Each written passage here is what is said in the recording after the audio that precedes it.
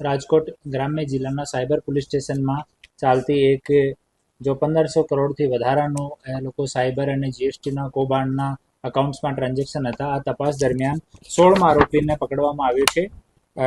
આમાં અમારા cyber police સ્ટેશનના પીઆઈ રવિ ગૌતમ સાહેબ અને પીએસઆઈ એન કામળિયા સાહેબ આ કેસમાં મહેનત કરીને મનીષ ખોડીદાસ ચોલેરા આ મૂળ અમરેલીનો રહેવાસી છે. એના અકાઉન્ટમાં આશરે 80 કરોડનું ટ્રાન્ઝેક્શન થયેલો છે અને 7 જેટલા અકાઉન્ટ છે એના યુઝ થયા છે.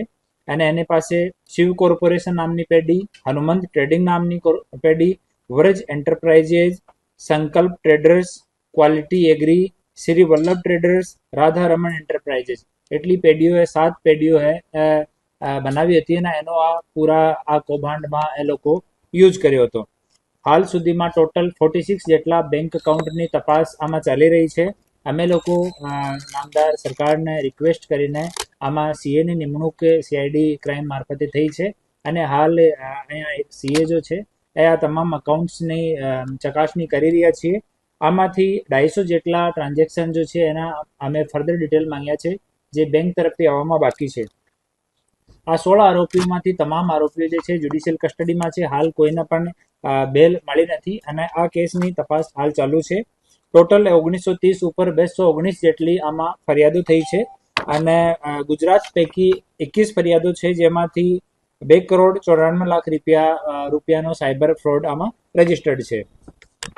આપણે એપીએમસીના અકાઉન્ટ્સ મોટા ભાગના એ લોકો પેઢીઓને યુઝ કર્યો હતો. એક ગોંડલની એપીએમસીની પેઢીઓ છે, બેડી રાજકોટની એપીએમસીની પેઢીઓ છે, આંબા અમરેલી, સાબરકુંડલા અમરેલી અને લાઠી અમરેલી અહીંયાની જો પેઢી છે એનો આ પૂરા કૌભાંડમાં યુઝ થયો છે. હાલ જો આરોપી પકડાયો છે મનીષ ખોડીદાસ ચોલેરા. આ મનીષ કમાણી અને વિવેક ભાલિયા આ બંને સાથે સંપર્કમાં હતો અને પોતાના અકાઉન્ટ આ કૌભાંડ માટે મની સર્ક્યુલેટ કરવા માટે એનો ઉપયોગ થયા હતા. આમાં એક મુખ્ય આરોપી જે છે હિરેન લિંબાસિયા પહેલાંથી જેલમાં છે.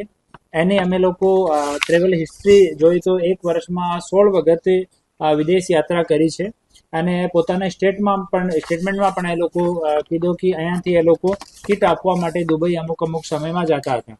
તો આની અમે ફરીથી કસ્ટડી માંગવા માટે નામદાર કોર્ટમાં રિક્વેસ્ટ કરી છે અને 1-2 આરોપી એમાં ઓર બાકી છે જેની તપાસ હાલ અમારી ટીમ કરી રહી છે અને સીએનો ફાઇનલ રિપોર્ટ આવ્યા પછી કન્ફર્મ આંકડો જો કેટલો રૂપિયાનો કૌભાંડ છે એની ખબર પડશે. પણ 1500 કરોડનો વધારાનો કન્ફર્મ ટ્રાન્ઝેક્શન આ તમામ અકાઉન્ટ્સમાં થયો છે.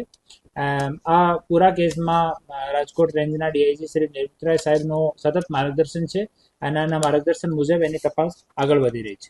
નહીં અમુક કિસ્સાઓમાં જ્યારે પણ થોડો કોમ્પ્લિકેટેડ ટ્રાન્ઝેક્શન્સ હોય ત્યારે એક આપનું પરિપત્ર છે સરકારશ્રીનું જે મુજબ આપણે રિક્વેસ્ટ કરી શકીએ કોઈ પણ જિલ્લામાંથી તો સીએની ફાળવણી થઈ જાય છે. આમાં આ પાર્ટિક્યુલર જો પકડાયો છે મનીષ એને 450 રૂપિયા 1 લાખ ઉપર મળતા હતા ટ્રાન્ઝેક્શન ઉપર અને બેંક કર્મચારીની તપાસની ચકાસણી આની ભૂમિકાની ચકાસણી અમે લોકો કરી રહ્યા છીએ. અમુક સ્ટેટમેન્ટ્સમાં અમુક વસ્તુઓ સામે આવી છે એની તપાસ હાલ ચાલુ છે.